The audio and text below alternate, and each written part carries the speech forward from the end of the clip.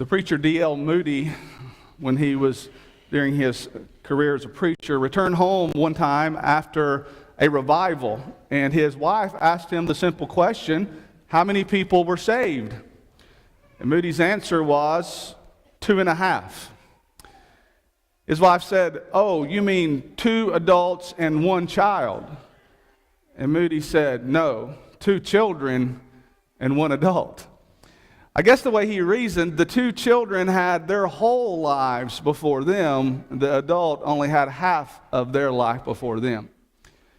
Another story is told about another minister came from the east out to Texas to preach. In those days, they would have 2-week revivals, or gospel meetings as we sometimes call them. And he came out here and preached 2 whole weeks. Now, this preacher was one of those who was known to move people.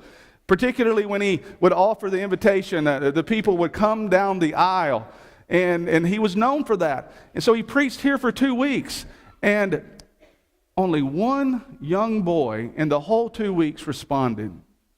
The preacher was down on himself. He said, 2 whole weeks and only 1 boy? He felt like it was a failure to preach that long and only have 1 person respond. And yet, as time would tell, that young boy grew up to be a preacher, and he preached 50 years here in Dallas. I think those stories illustrate the power of people, and especially the power of reaching young people. As a matter of fact, in some of our discussions here recently, someone says, well, why are we talking about reaching young people? There is power in reaching young people because they have so much potential and they have so much of their lives before them. And statistics prove also that when you reach people when they're young, you're more likely to reach people. In other words, more people when they're young make decisions to follow the Lord than as they get older. And so it's a powerful thing really to consider the implications of reaching a young person, especially if that young person would use their entire life to serve the Lord. I imagine Paul understood that very principle when he met a young man by the name of Timothy. He met Timothy in Acts chapter 16. He found Timothy to be one who had given his life to the Lord at a very young age. We know from Scripture that Timothy was taught by his mother and his grandmother from when he was a baby. And by the time Paul got to Lystra and Derbe in Acts chapter 16, as he is on his second missionary journey, when he arrived there, according to Acts chapter 16 and verse 2, he found Timothy was already a disciple. So as a young man, Timothy gave his life to the Lord, was already living for the Lord. And when Paul got there, he found him, and he thought, I can use this guy. And from really that time forward, Paul and Timothy were inseparable. Just about every time you see Paul, you'll find Timothy. Paul would eventually grow to love Timothy so much that according to 1 Corinthians 4 verse 17, he would refer to him as his son in the faith. That's a powerful description about their relationship. And Timothy went on the rest of the second missionary journey with Paul, and then on the third missionary journey with Paul. Timothy was associated with Paul in 5 of the New Testament books that Paul wrote to churches, and also was a part of the greetings that Paul gave to the church at Rome when he wrote to them. But when we come to Philippians chapter 2, and I hope you have a Bible, and we're studying from the book of Philippians right now. When you come to Philippians chapter 2, Paul is going to bring Timothy into the focus here in the latter part of Philippians chapter 2. I would remind you, as we open up our Bibles and begin to look at this chapter in Philippians chapter 2, I would remind you that if you can remember in our studies, going back even to the beginning of chapter 2 in this series of lessons we're doing on the book of Philippians, Paul had already brought some attention to what it means to be a servant. And so he is going to bring Timothy into this discussion. And I would suggest to you that, he brings Timothy into what some might call high cotton here when he starts describing him. Because in the beginning of this chapter, Paul had described how Jesus was a servant, so much that he would eventually lay down his life for us. And you recall, as we studied last week, Paul used himself, the Holy Spirit used Paul as an example of a servant who would actually pour out his life as a drink offering. And we described what that meant in last week's lesson. But then when you come to verse 19, this is when Paul transitions into talking about a young man by the name of Timothy. And he is going to use him as a servant. And I really think what Paul says about Timothy here reveals the name of our lesson today. It reveals the secret of the Christian life. I really think what Paul is going to say about Timothy is going to answer this question. I think everyone is searching for the secret of life. Now, notice it says on the screen, the secret of the Christian life. And it's a little bit of play on words here, but I believe that the secret to life is being a Christian. I hope you believe that as well, and I believe you do because you're here today. But I think there are a lot of people in life asking, what's the real secret to life? Our series is about what everyone is searching for, and certainly people want to know, if you can find the secret to life, what is that?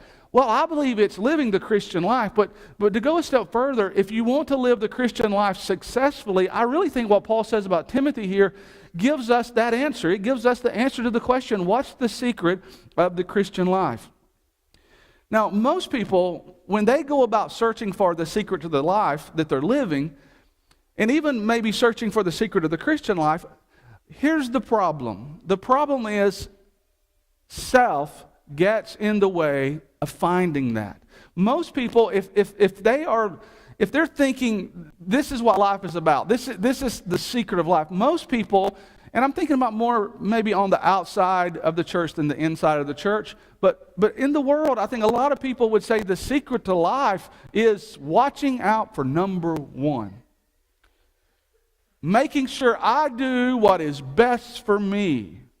I think that's what most people would see as the secret to their success, is watching out for number one. But see, what Paul does here with Timothy is he holds him out as an example to introduce to us the real secret of the Christian life. And in just a moment, I'm going to get to what I think is the simple answer to that. But before we do that, though, I want to ask you this question. Have you ever been reading Philippians chapter 2 about Timothy and Paul describing him? And have you ever thought, why did Paul feel it necessary to more or less give an introduction of Timothy to the Philippians? That struck me when I read this.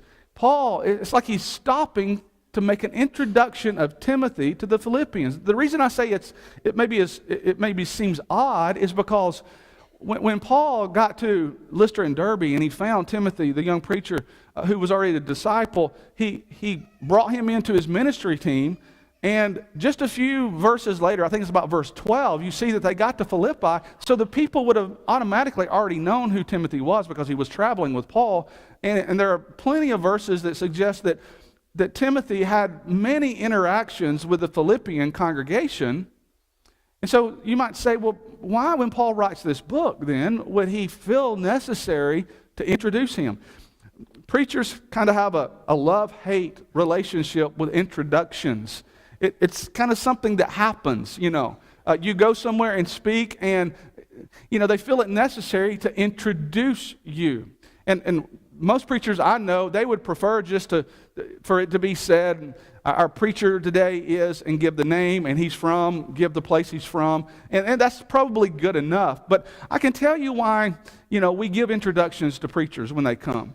Even if someone comes that we already know, we still like to give an introduction. But the type of introduction that Paul gives is a little different than the type of introductions that we normally give. Most introductions for preachers have to do with you know, what he has accomplished in his ministry. We like to tell about their achievements, maybe about the places they've preached or the books that they've written. We might give their educational achievements. We might talk about how well known they are to so many people in the brotherhood. We might tell where they've traveled and where they've spoken. We might tell about the church where they've been, how long they've been there, how much that church has grown. And all those things seem to be important. And I'll tell you why we do that. What we're saying when we introduce a preacher if they're a guest, we say, you ought to listen to this guy. I mean, he's done something with his life that's worthy of your attention. And so you ought to pay attention to what he is saying. But I find it really interesting as Paul introduces Timothy to a congregation that really already knew him, he doesn't talk about those things. He doesn't tell what Timothy has done as a preacher, maybe how many people he might have converted. He didn't tell if he'd written a book. He doesn't say anything about that. He didn't tell how he'd been associated with maybe other people, even Paul himself. I mean, that comes out in this message. He doesn't say anything about his charm. He doesn't say anything about his charisma. He says nothing about that. When Paul introduces Timothy to the people that already knew him, what strikes me is that he really only talks about his character. He only talks about his character. And if you see there in verse 20 of Philippians chapter 2, Paul says, "For I have no one like-minded who will sincerely care for your state." That's all that's important to Paul as he is introducing Timothy. He knows what kind of person he really is. And that's really the best type of introduction we could give to anyone. Not that we wouldn't say all those other things, but to say, you ought to listen to this person. You ought to trust this person because of their character. I think something could have been involved here that had to do with Timothy's age. Paul said to him, "Let no one despise your youth." And maybe he was just saying these things to the church at Philippi to say, he's a younger guy, but I'm telling you, I know this guy, and there's something special about him. He's got the kind of character that a servant of God really needs to have. And he might have been saying that for the Philippian church to hear. He might have been saying that for Timothy to hear. Because there's nothing like a pat on the back, especially when you're a young preacher, when someone says, "I've got confidence in you," especially when it's coming from an older preacher. And that seems to be what is happening here when Paul introduces Timothy to this church, even though they already knew him, but to say to them, look, this is the kind of guy that has the right character. And he says to them, he will sincerely care about you. That was the statement that he makes. The word sincerely there could be translated also as faithfully. He will faithfully care for you about your state. Or maybe even he will naturally care for your state. And wow, that is impressive. Have you ever met a person who just seemed to naturally be a concerned person, who naturally seemed to care about others? I mean, it was not something they were putting on when they acted. They weren't acting like they were caring for someone else. I mean, it's just something that happened. It's something they did, and it was obvious that we sometimes call these people persons because they just care about people. And I think that's what Paul is saying here. And I think what he is doing, he is setting the stage to explain, this is why I'm writing you. This is why I'm telling you that Timothy is special. This is the answer to the question, what is the secret of the Christian life? I hope I have teased you enough for you to really want to know the answer to that question. What is the secret of the Christian life? Here's the answer that I think Paul gives. The secret to the Christian life is, it's not about you. That's the secret. It's simple, but yet it is so profound. It is not about you. What Paul saw in Timothy was a man who was not knee-deep in self. And somebody might say he was not me-deep in self. That was not Timothy's character. He was concerned about other people. And what really helps us understand this is what it says in verse 21. I think verse 21 of Philippians 2 is the key to this text about Timothy, because this is what Paul said about Timothy. He said, for all, he's talking about someone else, the others, for all seek their own, not the things which are of Christ. And so what he is saying by inference here is Timothy's not like the others. Timothy is different. And the reason Timothy is different is he's figured out that it's not about him. Now who are the others here? Who are the ones he says, for all seek their own? There's been some debate about who these people are. Some people say that Paul is talking about the enemies of the church there in Philippi, that they were seeking their own.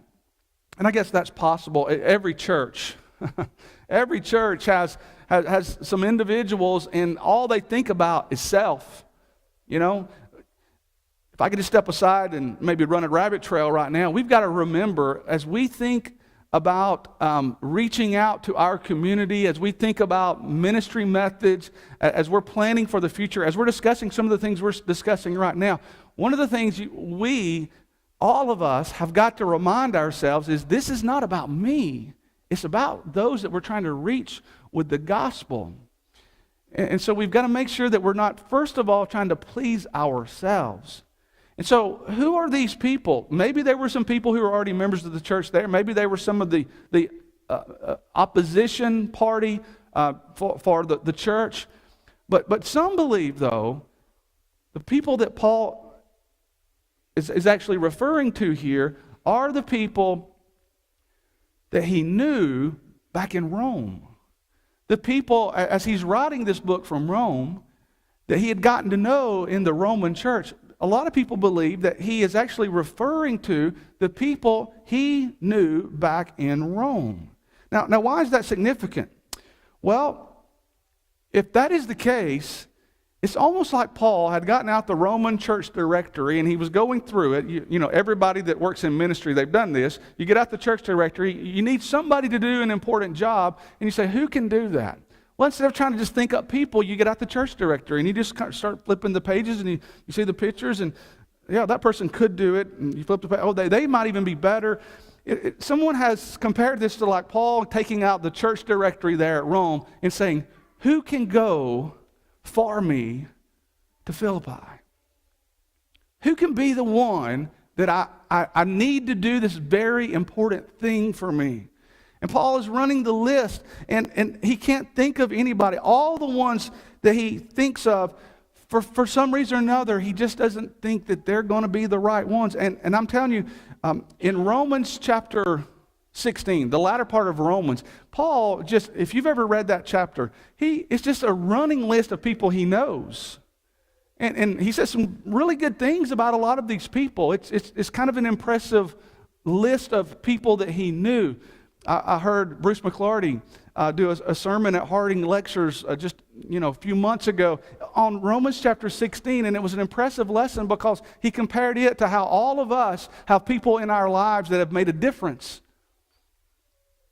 And in some ways, these people had made a difference in Paul's life, but apparently none of them, though, were the type of people that he really felt like he wanted to send to Philippi.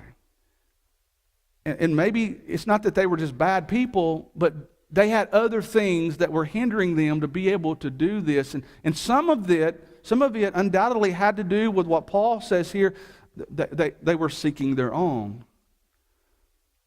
But Paul says Timothy is different. Timothy is not like all the others.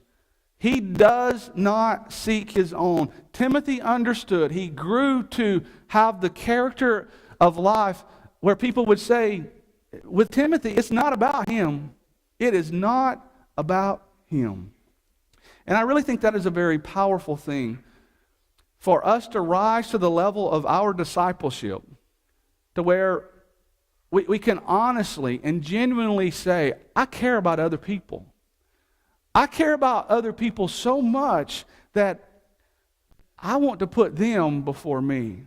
To care about people so much that maybe if someone else sees how we deal with other people, they would say, that person's a lot like Timothy. He's not seeking his own. He's doing what's right for somebody else. It's a very, very powerful concept.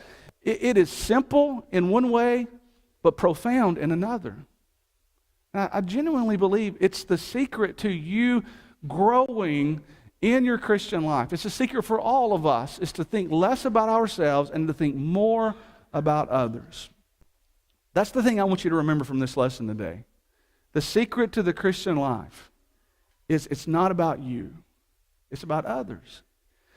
Now, what if you do that? What if you're willing to grow to the point that you are able to start thinking more that way and acting more that way? What is going to happen in your life? Well, here are a few things I want to leave with you that will be the blessings in your life if you will do those things. The first blessing is in your seeking, not your own will, not what's best for you, but in seeking what's best for others. In your seeking, that will lead to a life where you value other people. That's the first thing. Your seeking will lead you to value other people. When you realize it's not about you, all of a sudden you can start embracing new relationships. And those relationships will be valuable relationships because it's about other people. It might be said that if the missionary journeys had been a marching band, Timothy played second fiddle. That was his role. Timothy was content with it not being about him. Everywhere Paul went, I'm sure it was said, Paul's coming to town. But guess who was always with him? Timothy was always with him. If you're a history buff, you may know that Sir Edmund Hillary actually became the very first person to ascend to the peak of Mount Everest. It happened on May 29th, 1953. But here's what a lot of people don't know. What a lot of people don't know is that there was another man by the name of Tenzing Norgay who walked step by step with the one who got all the credit for being there first. He had a companion who walked step by step with him. And you know, we all need people like that in our lives. Paul needed a Timothy in his life. Timothy needed a Paul in his life. And here in this story that we certainly can relate to, the one who's known for this great feat of ascending Mount Everest first, he didn't do it by himself. He had people who were walking step by step with him. And you know, when you read the epistles of Paul, as I said before, you see how he closes a lot of his books by mentioning that certain individuals are with him.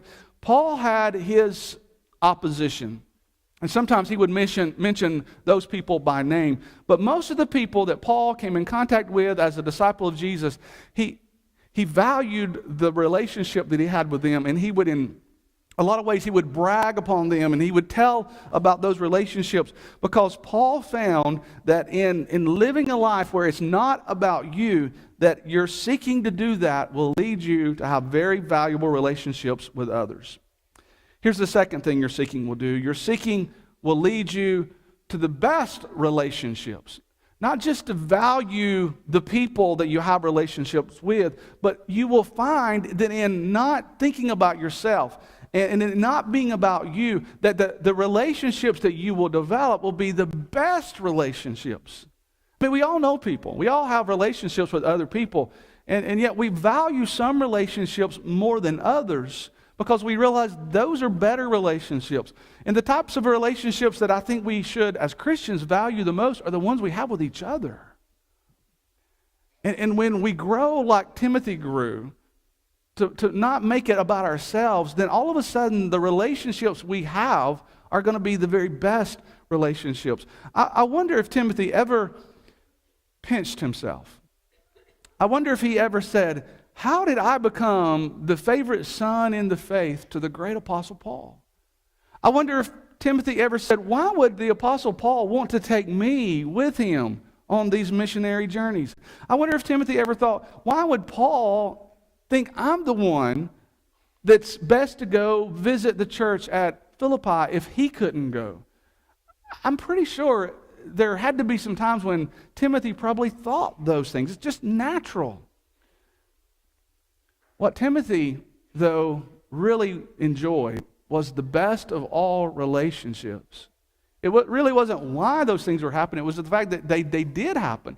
And it was not because, I don't really think it had anything to do with the fact that Paul, like Timothy's preaching style, it probably had nothing to do with which side of, he parted his hair on, some of those things that we sometimes pay attention to. It was about who he was. And because Timothy was not seeking his own, he developed this great relationship with another person who did not seek his own, who was willing to be poured out like a drink offering. George Barna has said in the book, What Americans Believe, that Americans are among the loneliest people on earth. That's what people deal with in America. A lot of people are lonely. And maybe it's because of our very fast-paced society. Does that ever pressure you? I think because of the fast-paced society that we live in. Or maybe it's because of the rugged American individualism that we seem to be proud of, that many people struggle to make friends. A lot of people just don't have friends. It's been said that the average person will be lucky to have as many as 5 friends, true friends, in their life. It's kind of sad when you think about it. Think about all the people we know, and if that's correct, that we would only really be lucky to have between 1 and 5 friends. And you know, the fact that people struggle to make friends, I think it comes out in our pop culture. Clearly, in the 1990s, this was illustrated when the most popular television shows in those days was about friends who were trying to make it together. Seinfeld and Friends. And people resonated with that. I mean, these were people who were just kind of going through life together, and they were trying to make life work. And what I'm saying is, when we are like Timothy, and it's not about us, we will find that the relationships we'll find will be the very best relationships of all. And then here's the third benefit of being like Timothy. In your seeking, you will also find a life that will be totally focused on Christ first. When you're like Timothy, not only will you value other people, not only will you find the relationships you have with others will be the very best relationships, but you'll be able to have the attitude that so many of us want to have, and that is, it's Christ first. If I could tell you anything that you could change in your life today that would make you more like Jesus and the way that God wants you to be, it would be to just try to put Jesus first in your life. But I think we get the order of this mixed up. Sometimes we as preachers or teachers, we say, here's what you need to do to fix your life. Here's the secret of living the Christian life. Just put Christ first. But how is that really possible if you haven't got the other things right in your life? And so I think Timothy shows us that when you realize it's not about you, when you get the focus off of yourself and you start valuing the relationships that you are building with other people, that is when this starts to take place. Christ becomes the forefront of your life and how you live your life, because you've got the attention off of yourself. You've placed it on others. And you know what? That is exactly the way the Lord lived his life. And that's how the Lord will become first in our lives, if we get the attention off of ourselves. I think it's very interesting that in verse 21 it says, for all seek their own. That word seek there is a word that simply means to desire, to strive for, or to aim at. And so what Paul's saying about these people is that the problem with those people, whoever he was talking about, is that they were striving for, they were desiring, they were aiming life at themselves and what was best for them. And Paul's saying that's not the way it's done. That's not the secret to life. The secret to life is to be someone who puts Jesus first in their life. And that means they've taken themselves off the throne of life and they've put others and the Lord there. And I find it very interesting that word in Philippians 2 and verse 21, the word seek there, is the very same word in Matthew 6:33 that says, but seek first the kingdom of God and his righteousness. The very same word. And so there it points to a different type of desire, a different type of aim.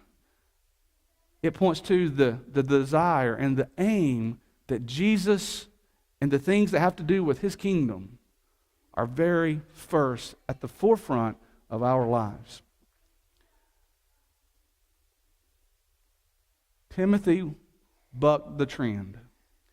Timothy learned the secret of living the Christian life.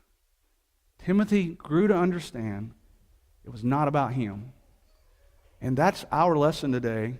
And these beautiful benefits will flow from a life lived that way. I hope that that is the direction your life is pointing in. You know, we talked about aim. We've talked about desire. What are you seeking? It's really a good question for us to consider this morning as we end this lesson. What are you truly seeking? Are you seeking selfishness, sin? What are you seeking in life? Or are you seeking the Lord? Are you seeking the benefits of others? Are you seeking the benefits of the kingdom? I hope that's what you're seeking. I hope that is the direction of your life. And one of the great things that the Lord provides us in life is He has made it possible for us to make U-turns. If you're going in the wrong direction, you're alive, you're breathing, you can make a U-turn if your life's not going in the right direction. And if we can help you with that, we want to give this invitation right now to come. So we stand and as we sing. Oh, my